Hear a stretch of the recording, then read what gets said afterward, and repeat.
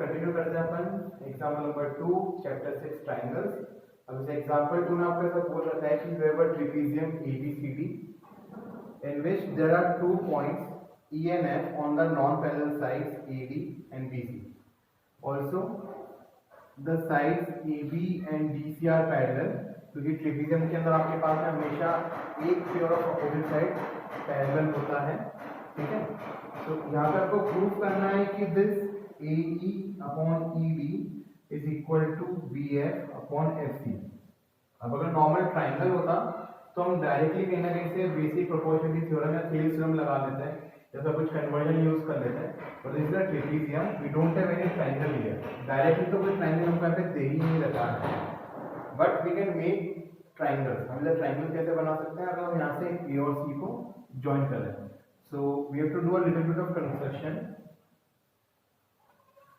that is join AC.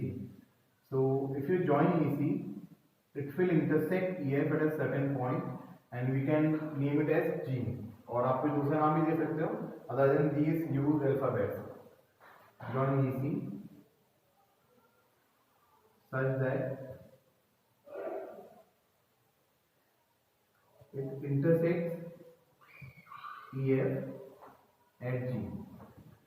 अब है ना, आपको बेटा यहाँ पे AB जो है वो DC के पैरेलल दे रखी है। उसके अलावा आपको क्वेश्चन में एक और चीज बोली गई है कि ये जो EF है ना, ये भी आपकी AB के पैरेलल है। ये आपके क्वेश्चन में लिखा हुआ है कि this EF is parallel to AB। अब हमको जो प्रूफ करना है वो तो अपन प्रूफ कर ही लेंगे, बट उससे पहले अपन एक काम करते हैं ना, जो जो चीजें आपको रिक्वायर्ड होती हैं उस चीज को अपन पहले से इकट्ठी करके यहाँ पे रख लेते हैं। जैसे EF जो है सिर्फ AB के पैरेलल है, तो क्या EF और BC में भी कोई रिलेशन निकल के आएगा क्या? तो अपन ये सब चीज पहले से यहाँ पे ध्यान में रख के आगे बढ़ते हैं। सो जब हम प्रूफ की बात करते हैं, we have EF parallel to AB and BC parallel to AB। ये दो चीज आपको यहाँ पे गिवन है। अब हमको एक अच्छे से पता है कि ना, lines parallel to the same line are parallel to each other. जो लाइंस आपकी सेम लाइन के पैरेलल होती हैं वो आपस में भी क्या होती है? पैरेलल होती हैं। Therefore EF will be parallel to BC। You have to write the reason. Lines parallel to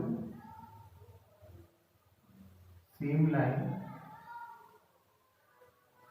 are parallel।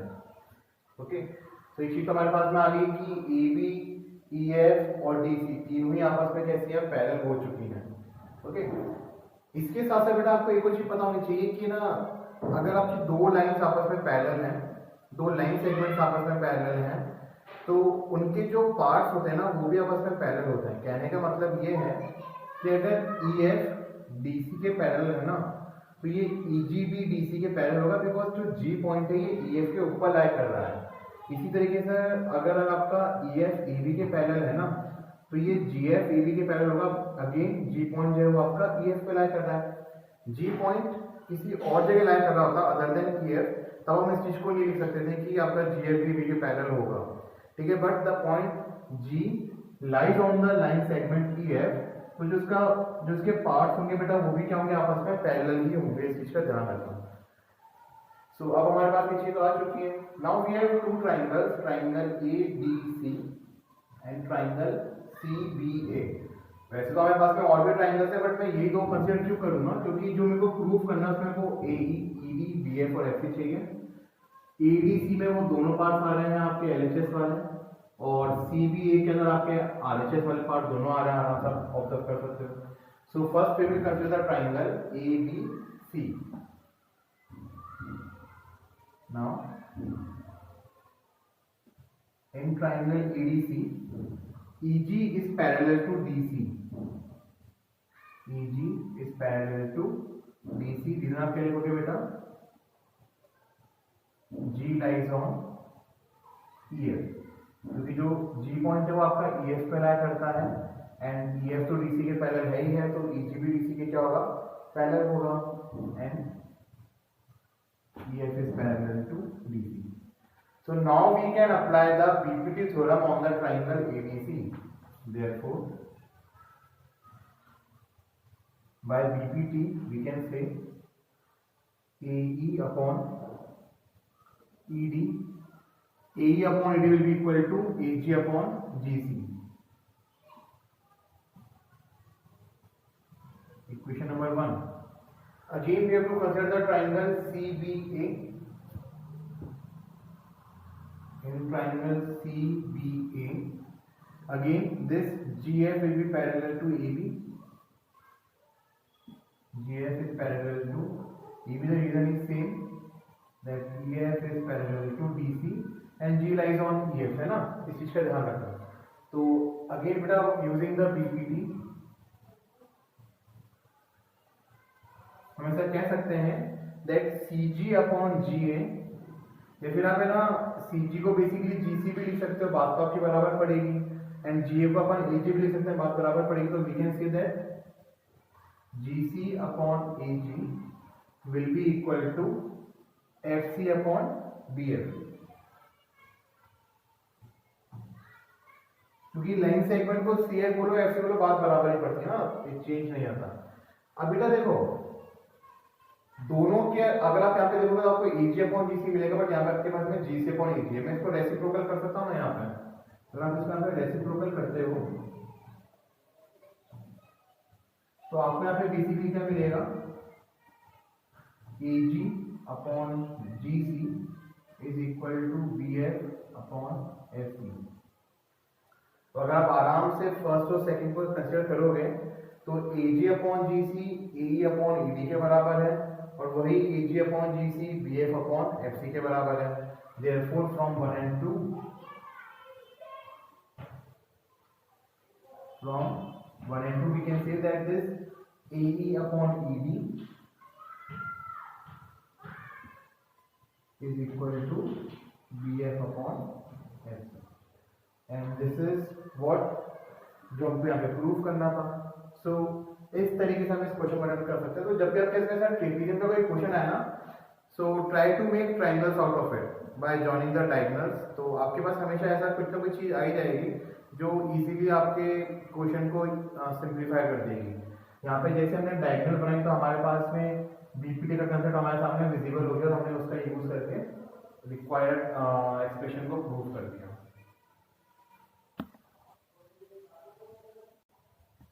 So now moving towards example number 3. अब example number 3 में आपको बोला है कि in the given figure, आपको यहाँ पे एक डायग्राम गिवन है, चेक करते हैं क्या है उसमें.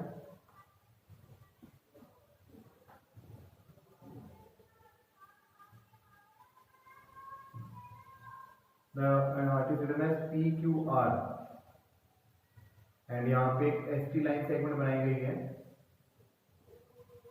तो आपको बोला गया कि in the given figure PS upon SQ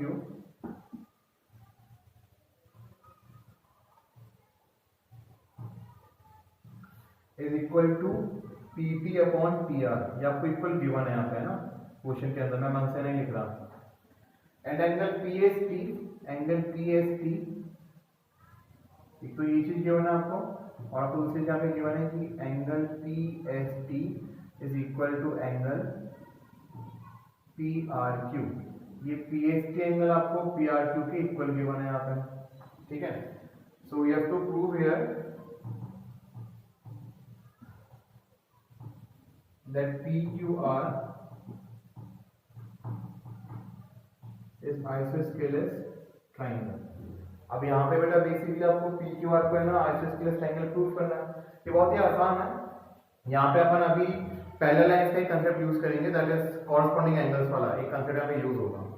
अब ध्यान से देखना बेटा, इन द ट्राइंगल PQR, इसका प्रूफ देखना, बहुत सिंपल सा प्रूफ है.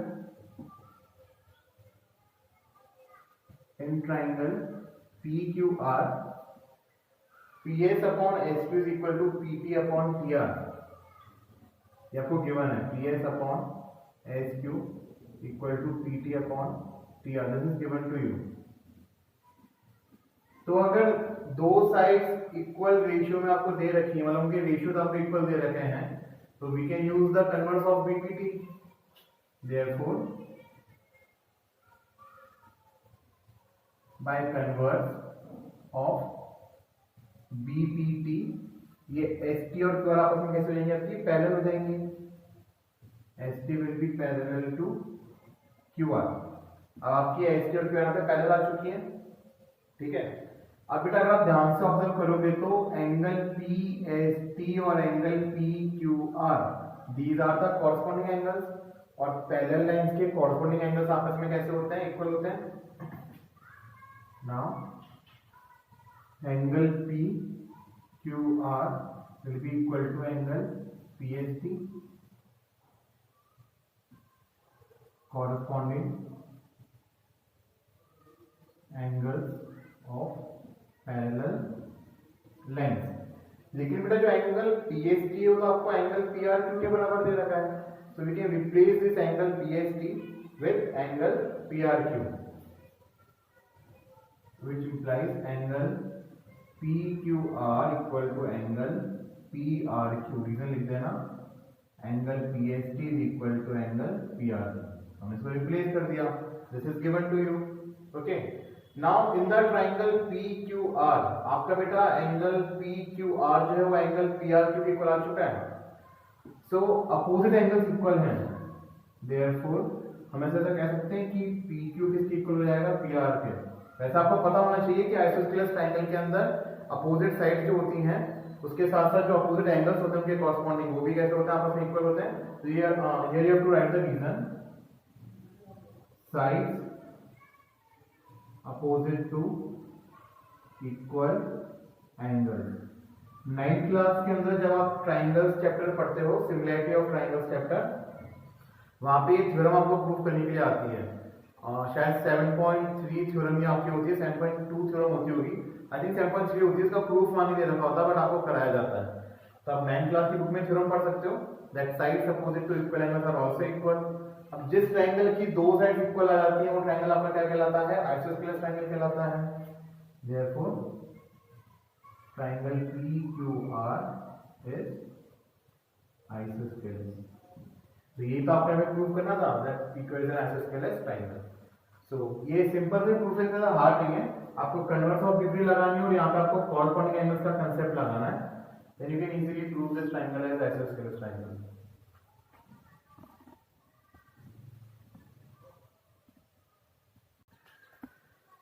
ओके, सो एक्सरसाइज 6.2 के अपन कुछ क्वेश्चन डिस्कस करते हैं, बाकी क्वेश्चन भी अपन डिस्कस करेंगे इसके अंदर बाद में। सो फर्स्ट क्वेश्चन तो बड़ा सिंपल सा ही है, you just have to use the BPT theorem to find the missing side, missing part of the side, ठीक है। क्वेश्चन नंबर सेकंड का थर्ड पार्ट, हालांकि क्वेश्चन नंबर सेकंड के अंदर आपको एक पूछा गया, उसको ध्यान से सुनना कि E and F are points on the sides PQ and PR of PR respective of a triangle PQR। आपके यहाँ पे एक ट्रायंगल की बात हो रही है,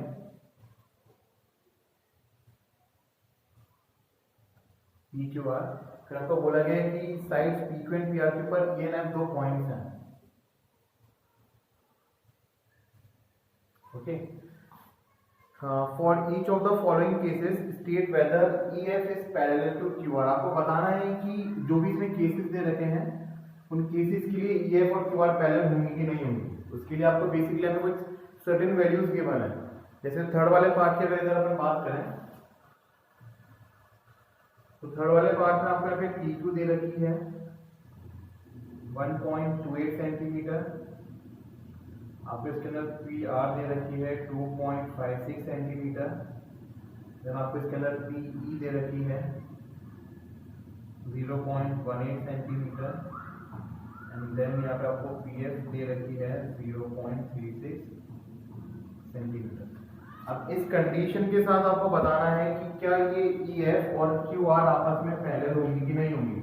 बड़े सिंपल सा तरीका है पता लगाने का, अगर साइड्स का जो रेशियो है वो इक्वल है तो आपकी लाइन पैरेलल होगी, रेशियो इक्वल नहीं है तो लाइन पैरेलल नहीं होगी। लेकिन यहाँ पे बेसिकली देखो आपको है ना PE तो दे रखा है 0.18 है ना, all sides are in centimetre, आपका फिर PF दे रखा है 0.36, ठीक है। मैं तो सेंटीमीटर ही लिख रहा हूं, समझ जाना सबको सेंटीमीटर में है। अब बेटा PQ दे रखा है 1.28, मेरे को सिर्फ ये EQ चाहिए। तो अगर मैं इस PQ में से PE को माइनस कर दूं, मतलब मैं 1.28 में से 0.18 को माइनस कर दूंगा, तो आई थिंक मेरे पास में यहाँ पे QE आ जाएगी। तो 1.28 माइनस 0.18 कितना हो जाएगा आपके पास में 1.1। इसी तरीके से अगर मैं इस PR में से PF को माइनस कर दूं, PR में से PF को माइनस कर दूंगा, तो आई थिंक मेरे पास में यहाँ पे FR भी आ जाएगी निकल के। ठीक है, सो द PR इज 2.56। इसमें से मैं अगर है ना ये 0.36 को माइनस करूं, तो आपके पास यहाँ पे क्या बचेगा 2.2 सेंटीमीटर। लिख देते हैं यहाँ पे ताकि आपको कंफ्यूजन ना हो, बचेगा। अब आपके पास में पार्ट्स की वैल्यूज आ गई। अब चेक कर लो कि क्या इनका रेशियो बराबर आ रहा है कि नहीं आ रहा। अगर रेशियो बराबर आ गया तो EF जो है वो QRP का वैल्यू पैरेलल हो जाएगी। नाउ अगर मैं PE अपॉन EQ फाइंड करूंगा, तो PE कितना है 0.18 और EF है 1.1। आप इसको सिंप्लीफाई कर सकते हो। नीचे आपके पास में 100 आएगा, ऊपर आपके पास में यहाँ पे 10 आएगा। सो दिस विल बी समथिंग, ये 2 से कटेगा 5 टाइम, सॉरी 2 से कटेगा 9 टाइम्स, 2 से कटेगा 5 times. So this will be something equal to 9/55 P upon EQ। अब यहाँ से PF अपॉन FR भी निकाल सकते हो। दोनों रेशियो अगर बराबर आ गए तो आपकी लाइन EF जो कि QR के पैरेलल हो जाएगी। PF upon FR equal to 0.36 upon 2.2। Decimal remove करो, अगेन ये आपके पास में आएगा 2 से कैंसिल होगा 18 टाइम्स, ये आएगा 5 टाइम्स, ये 2 से 9 टाइम्स जाएगा, 2 से 11 टाइम्स जाएगा, इक्वल टू 9/55। क्लियरली दिख रहा है कि दोनों रेशियोज आपस में कैसा इक्वल आ रहे हैं। PE upon EQ is equal to PF upon FR. Therefore, by converse of BPT, we can say EF is parallel to QR. So yes, EF is parallel to QR in this case. तो ये ऐसे हो जाएगा। ठीक है, अब बढ़ते हैं क्वेश्चन नंबर 3 की तरफ, इसी एक्सरसाइज का। वो और अच्छा क्वेश्चन है, वहां से हमारे पास में एक रिजल्ट भी कंक्लूड हो सकता है। ऑल्दो वहां से नहीं भी करना तो यहाँ से हमारे पास में डायरेक्टली एक रिजल्ट कंक्लूड हो सकता है। अगर आप किसी चीज को थोड़ा सा ध्यान से ऑब्जर्व करोगे तो इसमें आपको ये सब, जिसमें आपको सब्ट्रैक्शन करने की जरूरत नहीं है, आप सीधे भी आंसर कर सकते हो। रिजल्ट क्या कंक्लूड हो सकता है बेटा, कि आपने यहाँ पे PQ दे रखा था पूरा पूरा, और आपने यहाँ पे पूरा पूरा PR भी दे रखा था। तो अगर आप यहाँ से ध्यान से इसको ऑब्जर्व करते हैं ना, तो आपके पास में यहाँ से निकल के आता कि जो PE अपॉन PQ है वो किसके इक्वल आ रहा है आपके पास में, PF अपॉन PR के। अगर आप ध्यान से ऑब्जर्व करोगे ना, अगर आप वैल्यूज आके भी चेक करोगे, आपको पता पड़ेगा कि ये रेशियो यहाँ से इक्वल निकल के आ रहा है। चेक कर सकते हो, PE अपॉन PQ कितना हो जाएगा आपके पास में 0.18 अपॉन 1.28, 0.18 अपॉन 1.28। डेसिमल टाइम ऊपर आपके पास में 100 आएगा, नीचे भी आप वैसे दोनों आपके पास में डेसिमल तो कैंसिल आउट हो जाएंगे। अब अगर आप 18 की टेबल बोलना जानते हो तो आई थिंक कि 18 की टेबल में 1 टाइम आता है, और ये आपके पास में नहीं 18 की टेबल तो नहीं आ रहा है आपके पास दूर दूर तक। आपको किसकी टेबल आनी चाहिए इसके लिए, 2 की टेबल भी आप अगर नॉर्मली ले लो तो ये 9 टाइम्स जा रहा है, ये आपके पास में 64 टाइम्स जा रहा है, और कुछ कैंसिल आउट नहीं रहा, दिस इज 9/64। अगर आप PF अपॉन PR भी निकालते हो बेटा वहां से, तो PF आपके पास में कितना है यहाँ पे 0.36,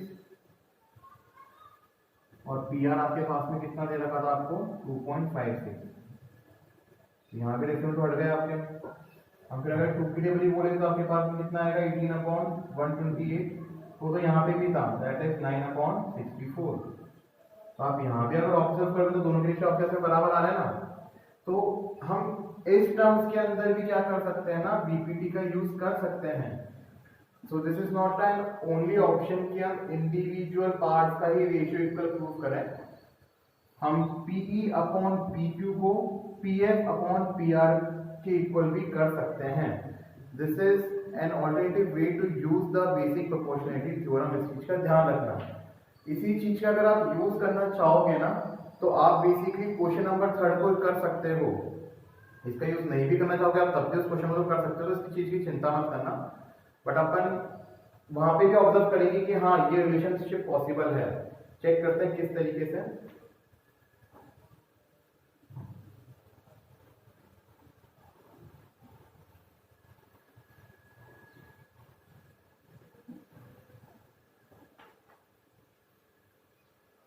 अब क्वेश्चन नंबर 3 में आपको यहाँ पे बोला गया है that in the given figure 6.18 LM is parallel to CB and LN is parallel to CD.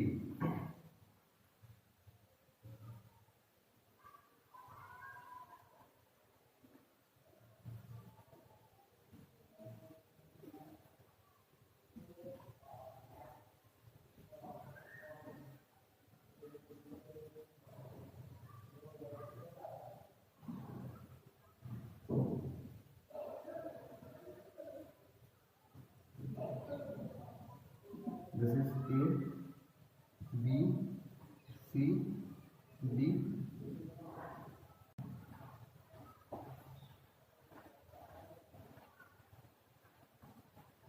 This point is L, M, this is L and this is N. अब आपको यहाँ पे बेसिकली प्रूव करना है to prove AM upon EB is equal to AN upon EB। And आपको given यहाँ पे बेटा ये है कि ये जो LM है ना,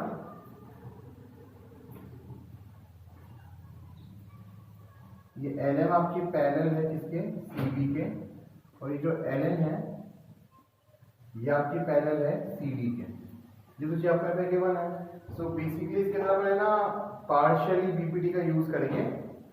किस तरीके से चेक करना, सबसे पहले बेटा ट्राइंगल, इसको ट्राइंगल ADC या फिर आप बोल सकते हो ट्राइंगल ACD, जो भी आप बोलना चाहो। In triangle ACD LN is parallel to CD, therefore by BPT we can say AL upon LC is equal to AN upon ND। Clear है, बाय BPT हमने ये पढ़ रखा है। नाउ इन ट्राइंगल ACB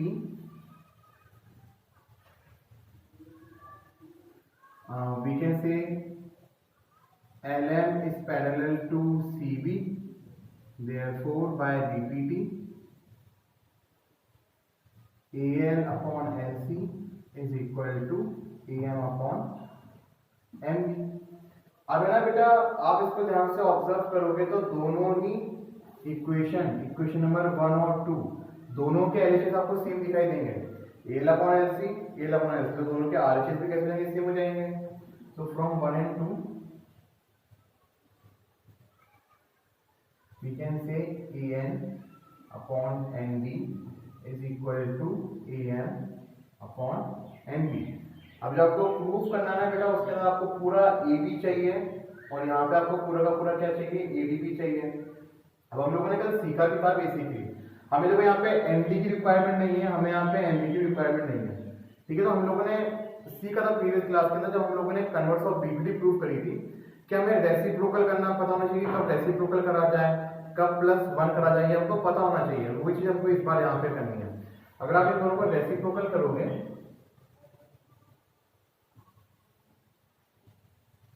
आपको यहाँ पे मिलेगा ND upon AN equal to MB upon AN। Now we can add +1 to both the sides, तो आपका हमें मिलेगा ND upon AN +1 is equal to MB upon AN +1। Now you can take the LCM। LCM में आपके पास में AN आएगा, here you will get ND plus AN is equal to, यहाँ पे LCM आपके पास में AM आएगा, M B plus A M. अब बेटा N D plus A N कितना हो जाएगा, ए डी हो जाएगा, this will be A D upon A N. M B plus A N आपके पास में ए बी हो जाएगा, A B upon A N. So हम वापस से कन्वर्स ऑफ बीपीटी वाले कंसेप्ट के ऊपर ही पहुंच चुके, हमने वही यहाँ पे यूज किया। अगेन इसको रेसिप्रोकल कर देना, तो रेसिप्रोकल करो तो आपका यहाँ पे क्या मिलेगा, A N upon A D equal to A M upon A D. और ये चीज हमने यहाँ पे प्रूव करनी थी, आ चुकी है। सो मैंने जो भी आपको इससे पहले वाले क्वेश्चन में बताया कि आपके पास में कोई ट्राइंगल होता है, हालांकि यहाँ पे ये एबीसीडी ट्राइंगल नहीं है, बट स्टिल आप ध्यान से ऑब्जर्व करोगे तो A N upon A D, A N upon A D, ये छोटा वाला पार्ट अपॉन कंप्लीट पार्ट, यहाँ पे भी छोटा वाला पार्ट अपॉन कंप्लीट पार्ट, इन दोनों का रेशियो आपके पास में कैसा आ रहा है, इक्वल आ रहा है। And we can use this fact to prove more of the questions, क्योंकि बीपीटी के अंदर से यही रिजल्ट नहीं होता जो हम लोगों ने निकाल रखा है पहले। ये जो हमारे पास में रिजल्ट आता है ना, this is not the only result, we can modify the result accordingly. अगर हमें सुटेबल है तो ये जो रेसिप्रोकल वाले स्टेप्स है ना, हम इनसे बचने के लिए डायरेक्टली भी ये चीज लिख सकते हैं, लेकिन उसके लिए आपको कंसेप्ट तो पता होना ही चाहिए ना। तो दिस इज द कंसेप्ट कि हम ऐसे डायरेक्टली क्यों लिख सकते हैं। हमें पता है कि हम रेसिप्रोकल करेंगे, फिर +1 करेंगे तो वो छोटे बड़े पार्ट्स ऐड होके एक कंप्लीट लाइन सेगमेंट बना देंगे, जैसा कन्वर्स ऑफ बीपीटी में बना रहे थे, जैसा आपके पास में यहाँ पे बना रहा है। So this is how you can prove this question. Okay, directly मत लिख देना कि ना A N upon N A D equal to A M upon A D.